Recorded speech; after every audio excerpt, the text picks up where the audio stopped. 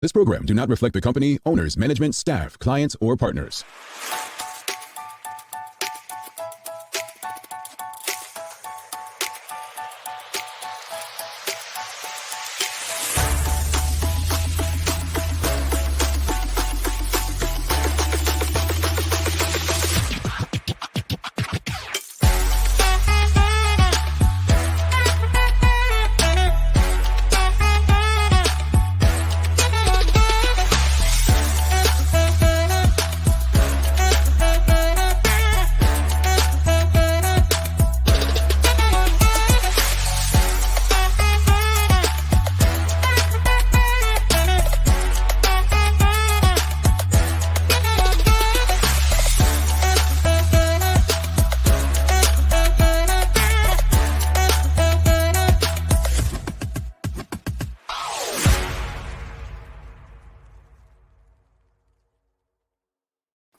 It's Friday, the 7th day of May, 2021. Welcome to the Daily Hour, brought to you by Medical House One Communications and Linda's. I'm Jamal Hartman, along with Carla Zul and Jackie Lambert.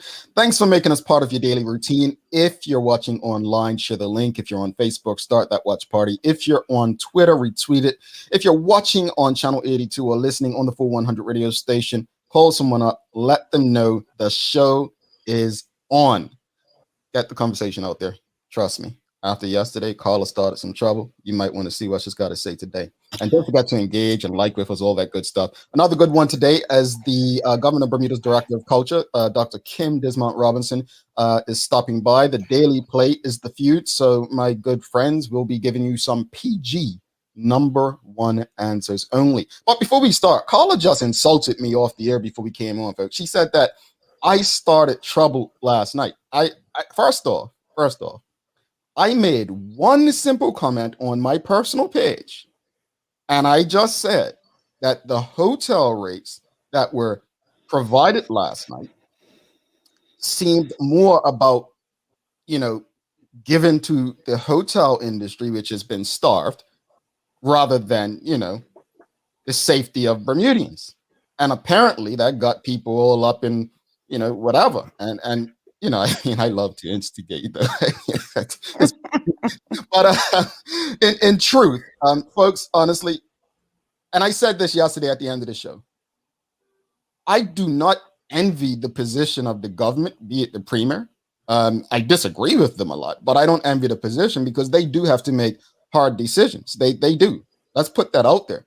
But I do feel like, and this is my opinion based on what I see, I do honestly feel as if these hotel rates are not about the safety of Bermudians necessarily. It's unfortunate. And you know what? At that point, because I don't want to be that person today, I'm going to let the sisters take it over and just share their perspectives. Go ahead. Go ahead, Jack. No. Me? No. She called me a troublemaker. She's trying to get you go first. Look. Go, Jackie. Carla, I did her something, though. I got a text saying, well, I see Carla was all in the comments. I said, what comments? Oh, you didn't watch it online? I'm like, folks, when I watch this stuff online, I do not look at comments. Why? Because I do not allow myself to see people's opinions about what I'm trying to process myself. So I don't look at comments. So you telling me Carla's in the comments, I'm never going to see that. I'm never going to chilled on me. I was chill, but Jackie, you go first in the end, because it's so nice to see you on a Friday. So I think your voice should be heard first. I love how she's throwing me on the bus. It's expensive. It's pretty steep. I mean, consider it's gonna cost like $4,000 for you to come back and quarantine after going away. That's a lot. I kind of agree with you, Jamal, that it's feeding a starved animal. I don't know. Okay, so I'm still trying to listen. I digest that, of course. I agree with the government-approved quarantine facility. I do agree with that concept, right? So my daughter comes in because she's coming home soon, and she was like, "Mama, it's a minimum of like however many thousand." I'm like, "What? Like, are you kidding me?" And thankfully, she's coming home before June the 6th or 5th. The cheapest rate I saw was 200. The highest I saw people talking about was 291. Right? I'm just even thinking as a mama with children, like, are you kidding me? I do think there needs to be a facility, but at that price, that doesn't include food. And I used to be in hospitality. So my first question was, does that include tax, grants, and levy? Right? Call me a nerd. That's outrageous, like, woo. And as far as me being in the comments last night, I was actually very chill because the comments tend to rile me up. People's mindsets blow my mind, right? So I was nice. I just said a little things here and there. I really wasn't how I can be challenging. I was very chill. And I just think people are all over the place. You don't want to be treated like people are calling it a prison.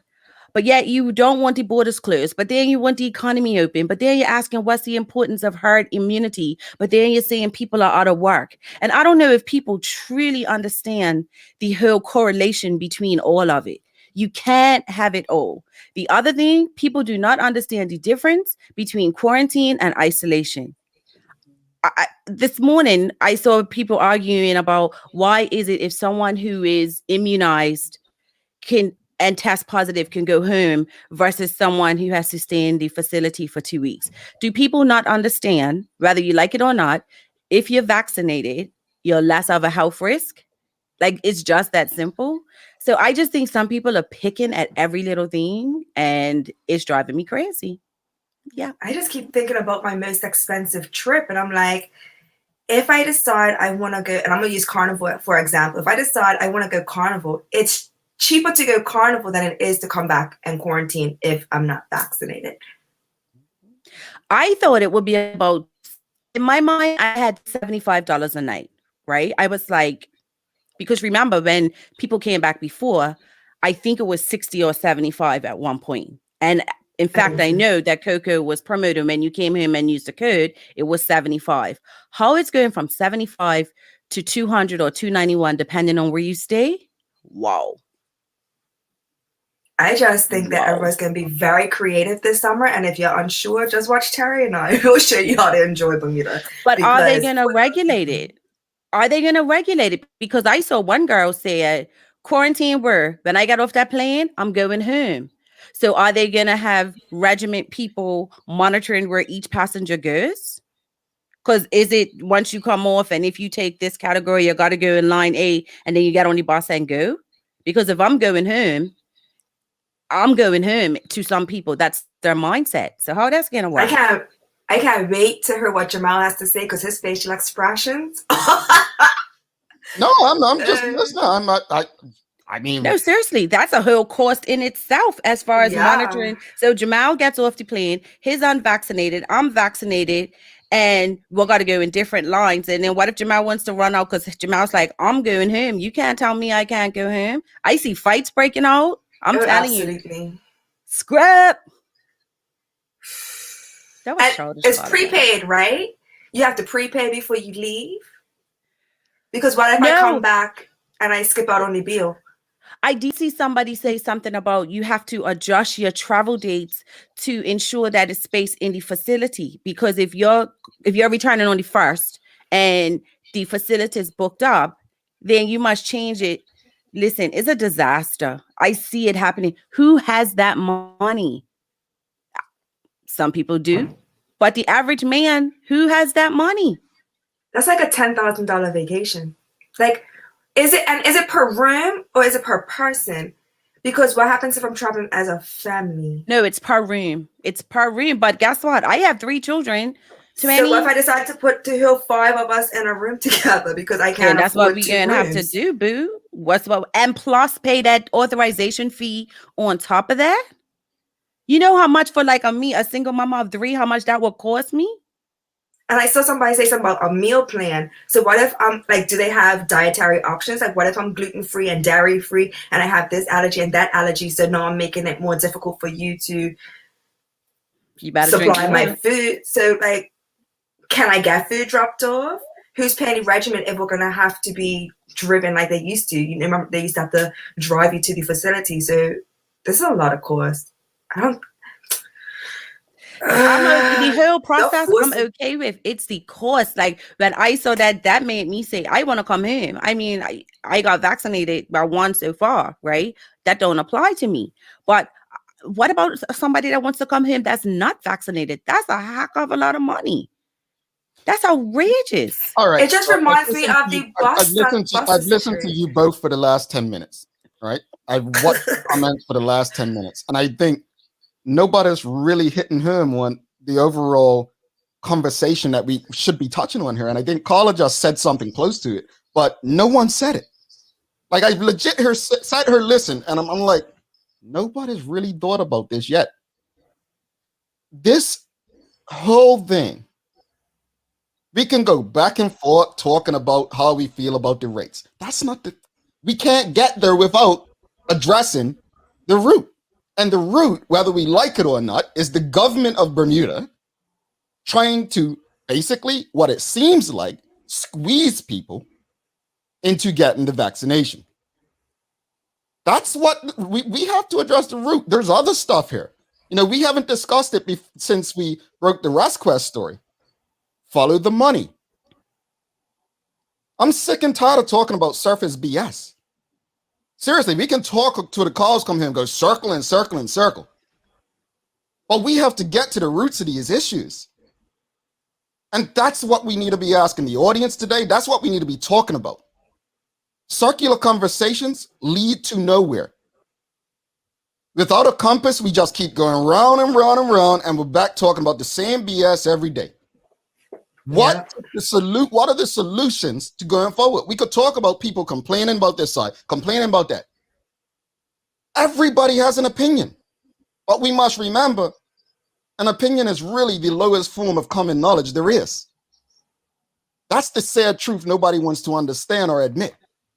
So with that stated, even yesterday, we talk, but we never even got to the place of the audience or us really discussing solutions to this. That's not how I rock and roll. And today, that's what we're going to do. We're going to talk about solutions to where we're at, because right now, we're in a very, very sad state of affairs. And I don't think it's all on the government. You know me, I have no issue criticizing the government. It just rolls off my tongue. It's a natural process. But at some point, accountability has to be on us, the individuals.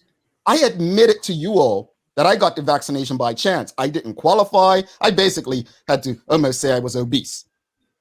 I have never, ever told someone get the vaccine because of this or that. I'm not telling people that. I said yesterday, I think it's irresponsible of the Obamas to do that. It's as irresponsible as the president that was before the one we have in the US just now saying use that other thing last year. I think that information needs to be shared with the general public, and they need to be educated with that information so that they can make the best decision when it comes to them, their family, and their community. But I just don't think circular conversations about, the rate. Yeah, I said what I said about the rate because I do think that it's unfair. But we have to discuss how did we even get to the point of discussing a rate, right? And if this is not the solution, then what is the solution? Because I can damn well tell you, if the government took an approach very different from this, and the death toll was pushed up higher, you'd all be on them saying they have blood on their hands, right? So let's, folks, I'm asking you in the audience, what are your solutions? Enough of the circular conversations. What are the solutions? There needs to be some personal responsibility in this. And I think a lot of people are negating that. One of the things that I did speak up about last night, someone said, oh, this is what you said, all on the government's hands. And my thing is, when do I take responsibility for you? If you're supposed to isolate, whatever the case may be, if you know when you come off that plane, you're not supposed to go somewhere for 4 days, then don't do it. Because this is where we are today. And now I find it interesting because the anti-vaxxers are now saying, oh, wow, people should be brought before the courts for violating the rules, the travel rules, for example. So should there be a higher culpability in the courts because it's a criminal. What's the word? It's a criminal act, not just these fines. So should people who blatantly float be brought before the courts? But then they say it's a police state. It comes down to Jamal. Let me address Dr. Seaman. What's my solution? I just shared it, but I'll go back to it, Dr. Seaman, for you because I love you, you love me, and I think you love the Daily Hour. So I'll give it to you. I just stated, Dr. Seaman, that the information needs to be slowed down and given to the people so that they can make their decisions. They need to be educated on it. And if after being educated, they still feel the way they do, then just comply with what the rules that are in place. If they don't comply, right, then you use the laws to then prosecute. Right? I'm not here to tell people what to do. I'm legit thinking that there are better ways. I don't think that the government has done a good job. They've marketed. I said this yesterday. The government has marketed this stuff to the people. They haven't educated the people. There's a big difference between marketing and education. I'm just saying. Now, I'm going to give props here. The government did had, what was the doctor name?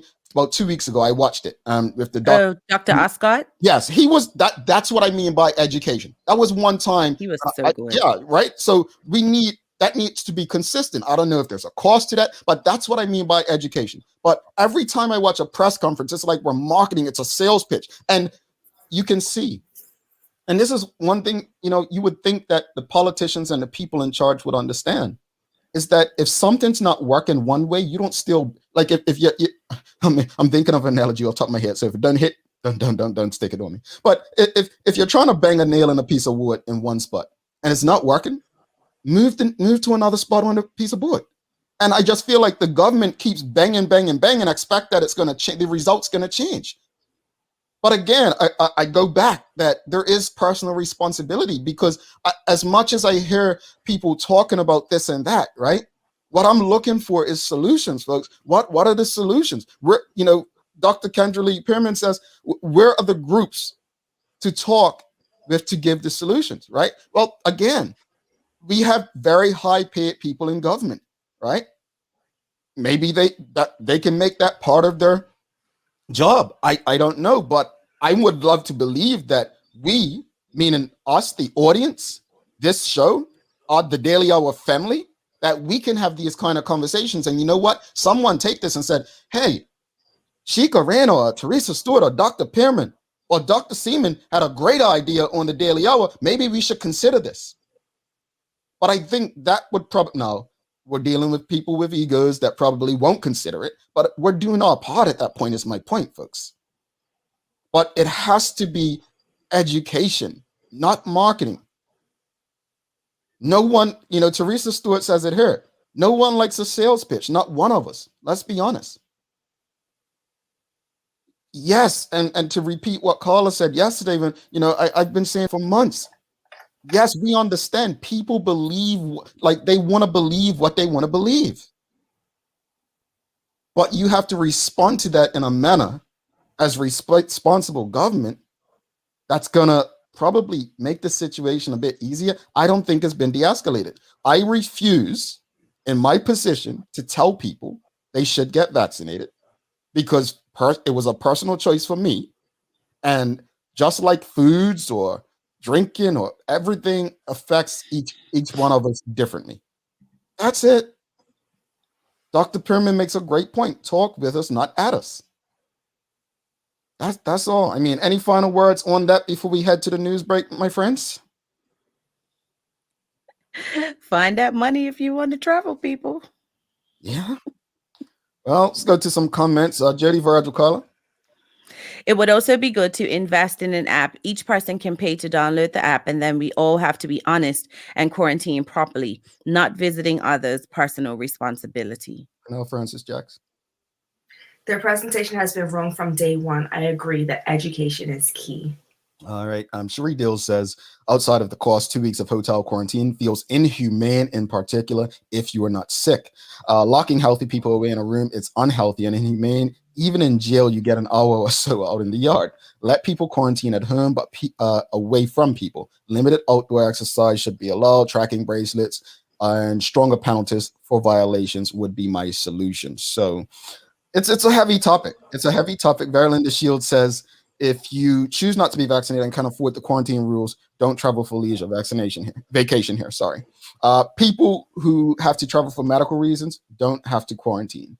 Yeah, so a lot of opinions, a lot of strong opinions. It's a very touchy subject, but I say it all the time. Personal responsibility. We've got to do better as people. We're going to go to the news break, take a commercial break, and another important conversation with Dr. Kim Dismont-Robinson as we're talking about heritage. May is Heritage Month, and I feel like things like this have been lost with what's going on throughout the world over the last year. And understanding, look, we're still Bermudians. We have a proud heritage, and there's things that we need to be celebrating even during the circumstances. So, Carla, my sister, over to you.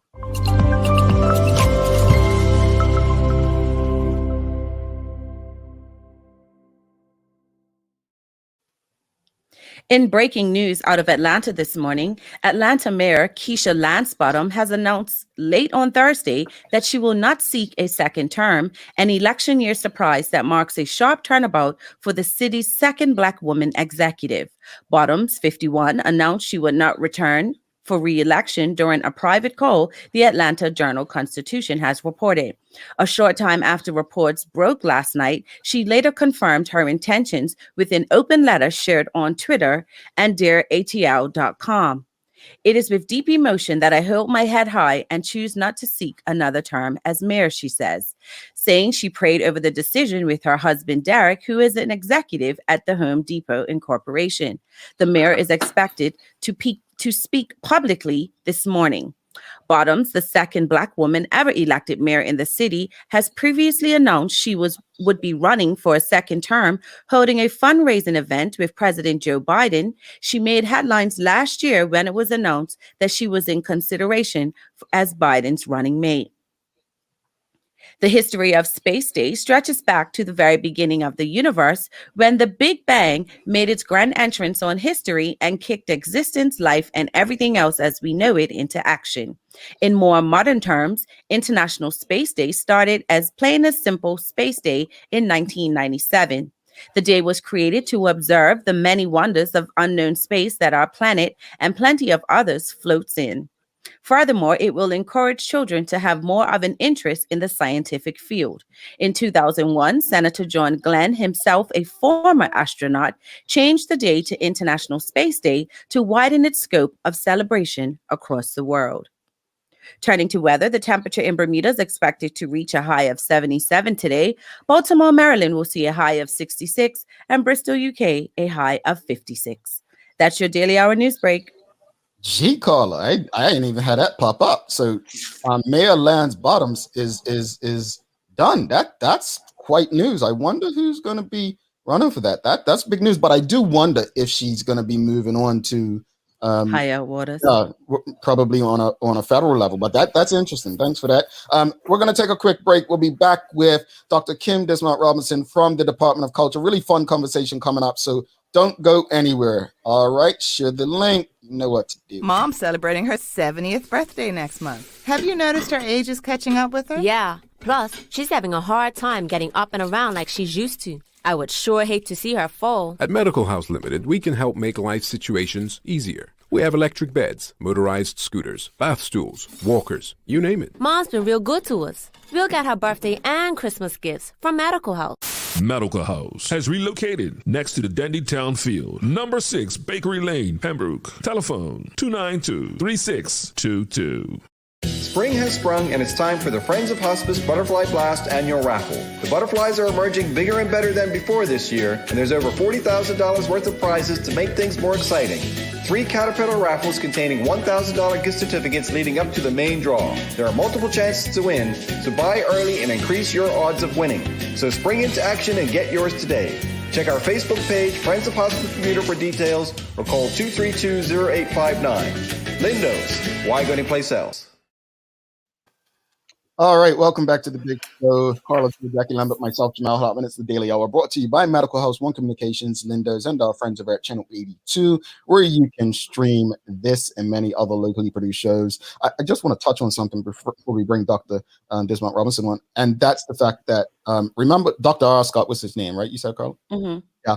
I think what I want people to understand from that conversation is that this is what happens when you let the experts control the conversation, not the politicians. And that's why, you probably, it's probably best for the politicians to sit back, let the experts do the talking, control the conversation. It's in everyone's best interest. That's a prime example of what we mean by that. So without further ado, let's bring in our guest for the day, Dr. Kim Dismont-Robinson. Welcome to the show.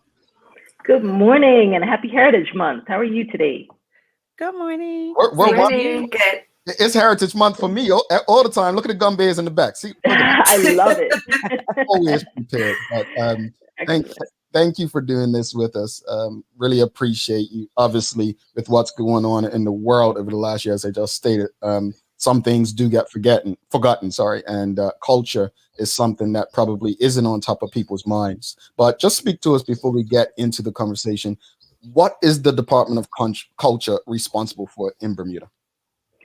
So, in a practical sense, some of the most popular celebrations and ways that we celebrate our culture are some of the areas that we are responsible for. So when we've done surveys in the past, everyone knows that we're responsible for the Bermuda Day Parade. That's one of our most popular programs, as well as the Gumbe Festival. But when I think about our mission statement, a lot of what we're doing now is about promoting our heritage. We are also responsible for developing our creatives, the young people, as well as some of the older people as well, who are coming along and looking to fine tune their craft, and just celebrating our people, celebrating what it means to be Bermudian, exploring some of the ideas around cultural identity and who we are as a people. So with May being Heritage Month, the theme chosen this year is Bermuda Resilience. Can you talk to us more about why you chose that theme? Well, I mean, this has been, obviously a difficult year for all of us. And one of the things that we focus on when we look at how to sort of celebrate our people is acknowledging, I think, some of the silver linings and things.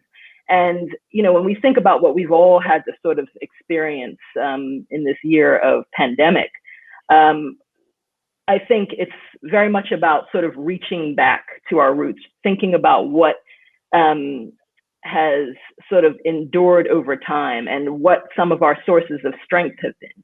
And so when we think about Bermudian resilience, and for me personally, I really like to think about the resilience of us as a people, the human beings that make up the sort of cultural fabric of this community. But even in terms of some of our natural environment, I mean, if you think about, with our flora and fauna, if you think about the story of the Bermuda cedar, I mean, it's an endemic plant that sort of survived this scale blight, the cacao sort of coming back from the brink of extinction, how we as a people rally around our communities during times of crisis when we think about hurricanes. So there are so many examples in our past and now in our present as well of Bermudian resilience. And we thought this would be an excellent time to remember what makes us strong. One of your key Heritage Month events includes a Bermuda Day Cultural Stakeholder Conference. Can you talk more about that to us and how participants can sign up? Sure, yeah. So this is actually something that we've kind of had on our radar for a little while. We were thinking about doing it last year, but because that was exactly at the point when the pandemic sort of lifted off, we decided to put that on hold. And this year we've decided to make it a virtual event. And the purpose of the conference for this year and the theme of the conference is about launching our National Cultural Heritage Policy. And that's very exciting. If you haven't seen that, it's been tabled in the Senate and will be formally launched at the conference. But it's an opportunity for our stakeholders. When I think about our stakeholders, I mean our creatives, our artists, our heritage organizations, our cultural organizations, to get into one room, and obviously it will be a virtual room this year, to talk about some of the issues that affect us as a cultural community. and to talk about what some of the plans should be, what the solution should be to some of the challenges that we face. And again, I think, given that the landscape has changed, certainly for the cultural community over the course of the past year, there's no better time than to have this sort of conference. So right now we actually have a registration form available where people can sign up. It is most easily accessed at this point actually from our Facebook page. And anyone who has any questions about the program or who doesn't have Facebook can message us on culture@gov.bm, and we'll be able to send that information out. Now, Dr. Robinson, my favorite holiday is coming up, right? 24th of May, as it will always be to me, right? Now, last year, your department partnered with Birmingham and had a virtual Heritage Day. How was the feedback for that? And are there anything is there anything in the pipeline to do the same thing this year? So we got tremendous feedback actually from that event. I want to say it was something like 10,000 views over the course of the couple of days following. And I think one of the things that we're seeing, and I'm sure everybody who's been on a Zoom call this past year, and even us here in the virtual studio will agree, that one of the things that the pandemic has provided us with is the opportunity to get comfortable with new ways of doing things, and figuring out ways of expressing culture and also preserving culture in ways that are new. So the digital formats I think are really important. So I think that was a great step in that direction. We love working with Kian and Dejan at Birmingham's, and we are having a conversation if we won't be doing the same thing that we did last year. Some of what we're also trying to do through the department would be hybrid events. And so even though everything that we do will have certainly a digital component right now, in some cases where we're able to have small audiences, we will do that. And we're looking at that. It's already been announced for the Bermuda Day show this year that we would be looking at having an audience of essential workers. And again, in terms of the theme, Bermudian resilience, an opportunity to really show our appreciation. Now, I was recently watching on YouTube a video of Dr. Smith making a pallet float, and I found that very creative and engaging. What was the inspiration behind that? Well, you know what? Before you answer that, let's actually show the video so people know what she's talking about, and then we can come back and you can speak to it. How's that? Sure. Sounds good. All righty, here we go.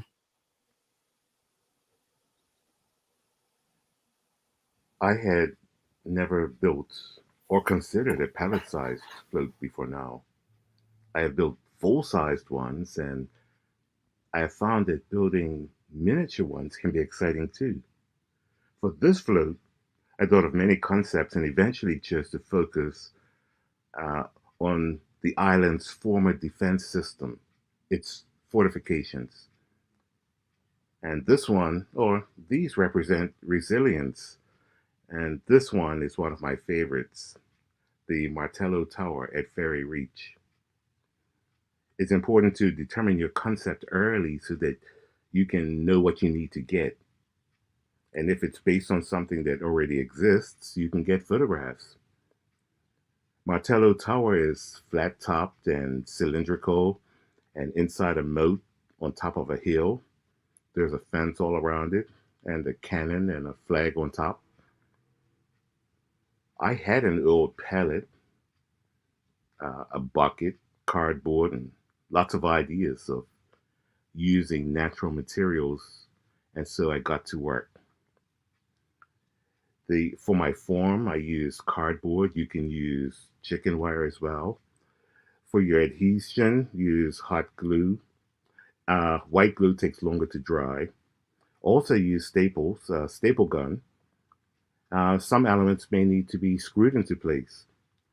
Choose your elements based on the color, the texture, availability, durability, and even use repurposed materials. Apply dried materials at any time but green materials and flowers just prior to the parade. It took me about 24 hours over a week, just one person to create this one. And just want to say, take lots of pictures when you're done. The float won't last, but your images and your memories can last a long time.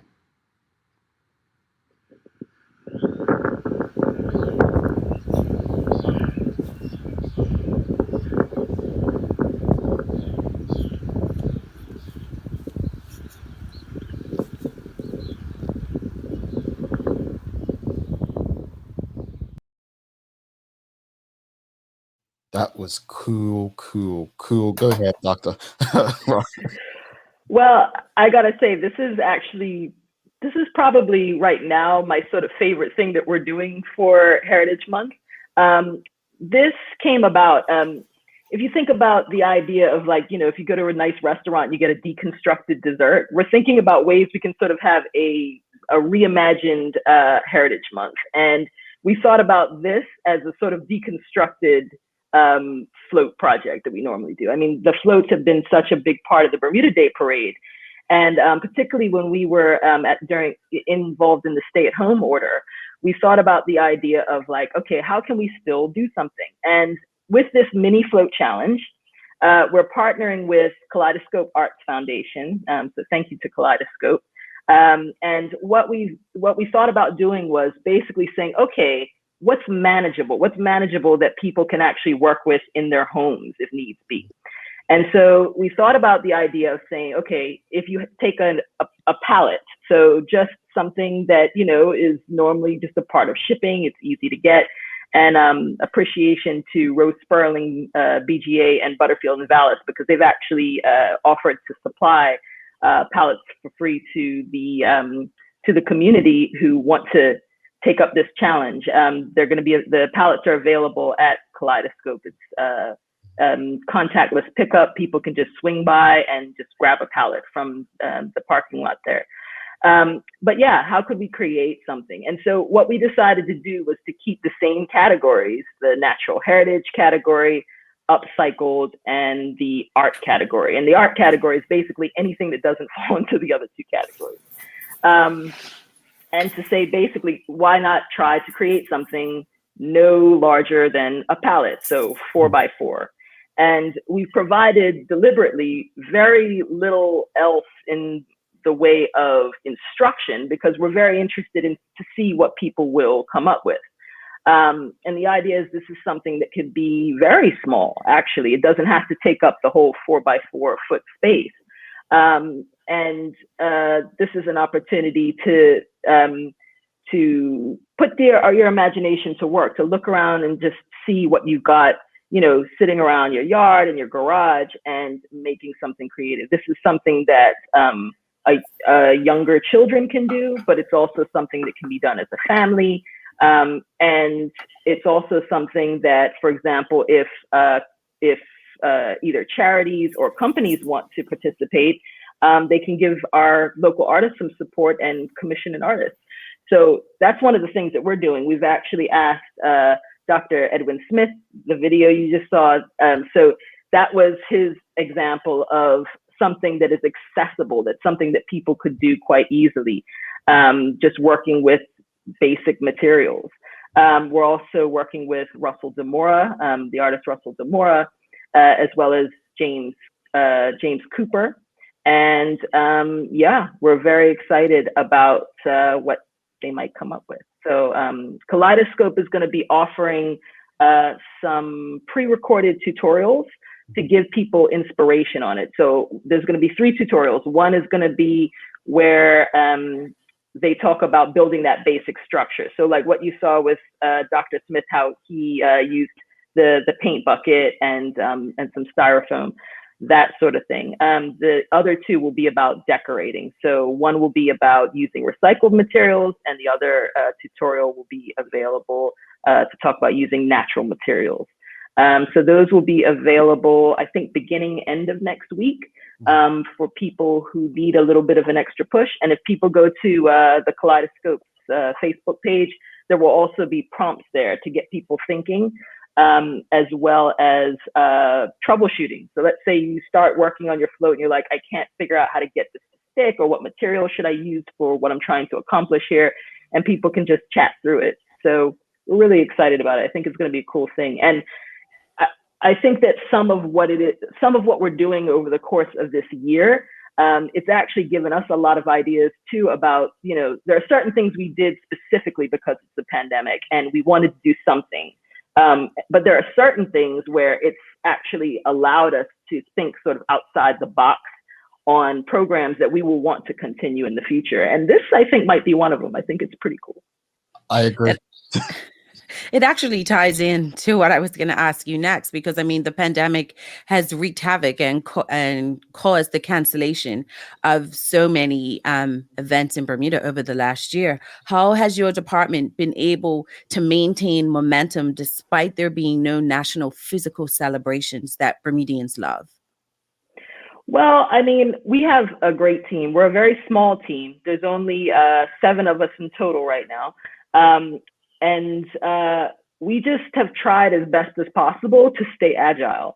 So we haven't sort of locked ourselves into the very sort of strict roles. We basically all just sort of pitched in and said, okay, if this is what we're trying to accomplish, how can we accomplish this? I think as well, it's very helpful. It's actually easier now than it was in the very beginning of the pandemic, because people who were maybe not tech savvy have become a lot more tech savvy over the course of this pandemic. So even working with some of our artists and tradition bearers, in the past, we may not have been able to easily have done, for example, a webinar or some kind of event that required technology in that way. And now it's very easy where we can just sort of call them up and say, listen, our whole Culture at Home series, which we just launched when the stay-at-home order came into place, it was very easy for us to call Joy T. Barnum and say, listen, would you mind doing an at-home concert? And for anybody who knows Joy, there's all that wonderful enthusiasm. She's like, yes, I'd be really happy to.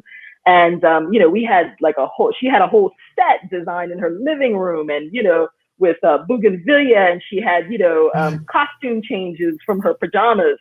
So it was that, and what was it?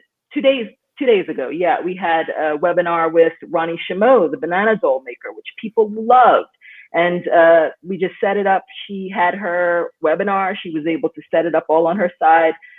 People registered for it, and then she just did this demonstration, had her table set up, and how to create this banana doll out of natural materials, and people were able to ask her questions.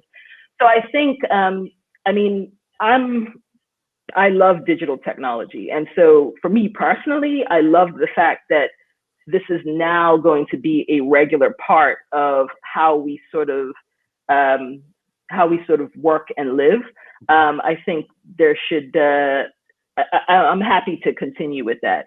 And I think from the department standpoint, it's just been a matter of embracing that willingness to change, embracing agility. So it's been good. If you have any questions or comments for Dr. Dismont-Robinson, please feel free to share. Sonia Clark says, it seems very hard to see and hear through all the pandemic noise. Gosh, this allows us to breathe. What are the possibilities to market more during primetime television, more promotions on social media to help folk realize this is an excellent opportunity to explore individual contribution to the Bermudian culture and our children and family, or our family? Mm-hmm. Well, we have a lot of programming that we have on CITV, and it's our hope that over time that people will sort of actively actively seek out this material. I mean, we advertise pretty broadly across medium. We advertise in the print newspaper as well as Royal Gazette. And again, we as a team have also become more technologically savvy over the past year as well. So we're doing a lot more on Instagram, for example. One of the Culture at Home initiatives that we have right now is Culture in Your Yard. We adapted some of the information that Dr. Connie Frist had put out on her book on medicinal plants. And we just created these small flyers, and it was sort of photos of different plants, and just asking people, you know, can you find this in your yard? Did you know that it had these properties? And it's people have enjoyed that as well, to really sort of connect with their own environment. And that's, you know, we sent that out on Instagram and Facebook, and we're having that across the month of May. So every day or two, check your feed and you'll see a new plant that you can look at and find. And it may sort of, I think, also evoke memories, because I know for myself, you know, I knew certain things, for example, about what Match Me If You Can could do, but there were other things that I didn't know about. And I said, oh, I remember my grandmother used to talk a little bit about that, for example. Yeah. Indeed. Carmel Mitchell-Jones, she's asking, have the webinars been recorded for those who have missed the live performances for sharing? Yes, they have. So the Ronnie Shamow's webinar, we did record that. We actually have a documentary, a full-length documentary that we created some years back on Ronnie Shamow. I want to say we published it back in 2012. So I would really encourage people to check out our YouTube channel. Our YouTube channel is Bermuda Culture. There's a host of digital materials there. We have, in addition to the entire Folk Life documentary series, we have recordings of previous years of the Bermuda Day Parade. We have the premieres concerts available there. So there's a lot of really good material. So please subscribe. All righty. Trying to get our audience to get used to YouTube, so that's work in itself. I really like the how-to video. Any thought to have a competition for Bermudians living overseas? Some still build kites to fly all over the world. I like that idea. I'm gonna take that back to my team. I think that's a really good idea. Yeah. And final question from me. I just know when I went overseas to school, I was around a lot of Bermudians, right? And we would see other people, mainly people from other islands, and how they celebrated their culture. And I remember arguing amongst Bermudians, and people would always be like, oh, we don't have any culture, and this and that, and Ambe's are not ours. Like, I know we've all been a part of these conversations, though. So what is how does the Department of Culture and Bermuda as a whole overcome that? It almost seems like an insecurity when it comes to our culture. Well, I think part of what will assist with that, and it's something that we definitely have on our radar, it's something that we talk about in the National Cultural Heritage Policy that we're launching. National pride is a big part of it, a pride in who we are as a people. And part of the way that you develop that pride is by educating yourself about not only your sort of personal history, your personal family history, but also the history of who we are sort of very broadly as a people. And looking, for example, at how Bermudians have performed on the international stage, the way that we always punch above our weight in so many different areas. I was earlier in 2020, we lost Earl Cameron, who was an amazing film star who broke barriers on an international level. I mean, when you think about sort of that trajectory between the contributions of a freedom fighter like Mary Prince, who essentially was one, who's our national hero and who helped to bring about the end of enslavement throughout the British Empire, all the way to Earl Cameron, who broke some of the racial barriers in film in the 20th century. I mean, it's extraordinary what we've done as a small island and with a relatively small population. And I think it's a matter of learning about that, embracing it, and feeling that pride.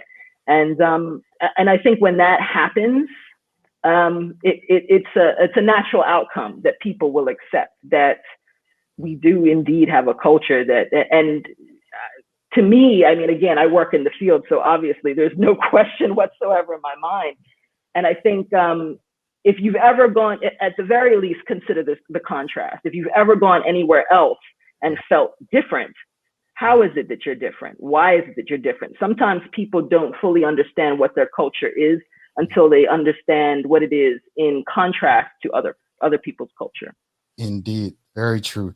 Dr. Kim Dismont-Robinson, thank you so much. Thank you for the work that your very small team, I believe you said 7 or 8 people do for Bermuda. I think progress is definitely being made. I think from a cultural perspective, the pandemic has probably been a great thing because it's given people to see an opportunity to see our culture virtually. Those who probably won't make it or see things at other times. I love the idea. I did see part of the Joy Bonham thing. So things like that creativity is very helpful, highlighting Bermudians and keeping them, keeping money flowing, because a lot of these artists, for instance, haven't been able to perform and make money for a living. So thank you for what you're doing. And we look forward to continuing to support what your department's doing in Bermudians. Great. Thank you so much. I appreciate you having me on the show. No problem. Thanks for coming. Nice seeing you. Happy Heritage Month. Nice seeing you too, Carla. Same to you. All right, folks. Jackie, you got a joke for us or any good news? I do have a joke for you guys. Did you guys hear about the Mexican magician? No? He said he was going to disappear without a trace. No? You guys didn't know about it? Okay, so he says, I'm going to disappear. Uno, dos, and disappear without a trace. I got it. You get it now? Tres. Uno, you don't dos, get it? Trace? tres. Uno, dos, tres. Tres. No, but on a real, before we go, there was a 17-year-old Nigerian girl. She graduated and was awarded 19 scholarships over the US and Canada worth up to $5 million. Damn. $5 million. Right? I mean, if I were her, I'd say I'm smart enough not to go to college. Just give me that so I can start my own business or something. 17, like, that's awesome. Brilliant. Give me that money. Let me go start a business. Don't donate that to higher education institutions. Anyway, we're going to take a quick break. We're going to come back with the PG-rated version of The Feud. Folks, do not miss this. If you enjoyed the conversation with Dr. Dismont-Robinson, please give us a thumbs up, let us know how you felt. Culture is always important. Stick with us.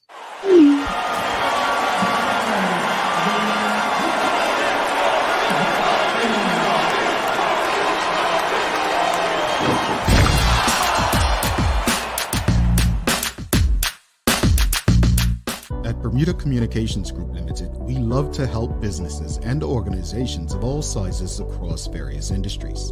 Find out how we've been working with our clients to improve their customer experience and increase their revenue. Send us an email to contact@bermudacommunications.com to see how we can assist you next. All right, welcome back to the big show. Jackie Lambert, Carla Zoom, myself, Jamal Hartman. Thanks again to Linda's One Communications, Medical Halls, everyone who continues to support us. This first question. Oh my. Oh geez. Here we go. All right. He does it on purpose. He does it on purpose. I legit just picked. I picked off of them. I just picked right from the front. And here we go, folks. I don't think they need your help, but audience, at least you try to keep it PG for these two. All right. Can you guys be nice? Can you just agree that you're going to be nice? Can I get it? Yeah. Yes?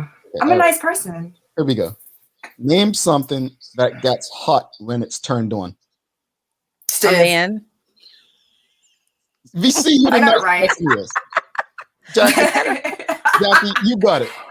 You know why? Because I'm hungry and I knew what's coming in next. That is funny. Number one answer was stove oven. Number two was water. Number three, Carla, was iron. Oh, people. Okay. And then iron was number 4, and light bulb was number 5. All right, here we go. Oh, this is the easiest one you probably had. This is going to be very. All right, Carly, I got this. For what specific reason? She just did that to you. For what specific reason did you get your last traffic ticket? Speeding. Bingo. Number one was speeding by a long shot. Number 2, parking. Number 3, ran a red light. Number 4, ran a stop sign. All right. The final one. And be nice. Name an occupation in which a man can put his good looks to use. Stripper. That's not one here. Well, yeah, technically it is, but no, not number 1. Actor. Model. Duh. Chaka, she went in order backwards to front. Number 4 was salesman. Number 3 was dancer. So I'm going to give you stripper for that. Number 2 was acting. And number 1 was model. So instantly I thought escort. See, this is what if it weren't PG, if it was the rated R version, I think that would have been number 1, stripper, escort. Yeah. But I think, Carla, you did pretty well with the feud today. I think after the first one, you heard how Jackie played you, right? She just threw shade. I know. I No, I wasn't being shady. It's easy. Oh, Carla, you got it. I think she's held him. I think she's held him yesterday. She's held it yesterday against me. Oh my god. Oh yeah. But I didn't even. Yeah, yesterday. Yesterday. If you don't know what we're talking about yesterday, folks, basically yesterday, Carla got the answer right, and then proceeded to kind of wind her way out. It's like, you know what, Carla, you're going to end the week on a high. We're not going to talk about the past. How's that? That's good. That's good. Folks, it's Mother's Day this weekend. So happy Mother's Day. I you know me, I don't celebrate these days like this, but for those who do, definitely, I know it's a challenging time. Show some love, extra love, to the mothers around you, in your life around you, and you know, do something special if you're able to. Do something special. I'm buying my mom some spinach and some stuff for her garden. You know, that gift that keeps on giving. I like that. I like that. That's pretty. So in cool. a month, if she says anything like, "You don't appreciate it," but like, "You see those vegetables you're eating right now?" That's a great idea. Carla, are you doing anything with your young pups for Mother's Day? I forgot because Mother's Day in the UK is in March. Yes. So they celebrated me in March. And then I said, well, are you celebrating me again? And Sakile was like, lady, I'm broke. Sakile, but it's Mother's Day. I'm sorry, it's my baby girl. But Mother's Day is every day for me. I enjoy parenting. I agree. Just it's a privilege. Don't tell me my anniversary is every day. That's when you can't do that to me. Look, so real quickly, I see people saying they want a cup. Folks, we need your support so you can get a cup. They just send an email to engage@thedailyhour.com to purchase a cup. Somebody will get back to you right away. So if you'd like a Daily Hour cup, I mean, Carla and Jackie don't have theirs yet, right? I'm trying to get you all your mug before they do. But I need two. I need two because I know my mom's gonna take one of mine. She always takes my mugs. And that's only right. That's only right. Right? That's only right. But hit up engage@thedailyhour.com if you're interested in purchasing a mug so that you can be much cooler than Carla and Jackie, at least for the next week or so. All right. So you got a chance to beat them in their own game. Carla, I know you've got some inspiration for us. I just know you've got some for us. I mean, you still need some from yesterday's Daily Playbook. So. People rarely succeed unless they have fun in what they are doing. Dale Carnegie. Yeah. Carla certainly has fun doing that daily play, and the success shows, folks. The success shows. I mean, Jackie, honestly, she needed you yesterday. She needed you yesterday. So this is a great question. Before we go, someone asked, "Do the mugs come in colors, please?" Well, let's just say, I know we'll have St. George's colors this summer. I know we'll have St. George's colors this summer. That's funny. Who's in charge of ordering? Shonda must be in charge of ordering, isn't her? Nope, she's not. Keitha. So remember, they both live in St. George's, so it's an outnumbering. There ain't no Somerset fan. Well, I'm the only Somerset fan. Well, Carla doesn't. No, me too. But I don't really. I'm not into that. That's what I thought. I don't. Yeah. Okay. All right, folks, we got a run though, right? I'm gonna miss you guys this weekend, but thanks again to our partners, Medical House, One Communications, and Linders for ensuring that we're able to do this with you on a daily basis. As always, Carla and Jackie appreciate you. They love you and they thank you for making us part of your daily routine. If all goes well, they'll be back to do this again with you next week. Carla Zool, Jackie Lambert. I feel the same way too. I'm Shamow Hartman. I'm trying to play tough with you all. Anyway, honestly, make it a safe weekend. Enjoy your weekend and just find something positive out of it. It's easier than we think.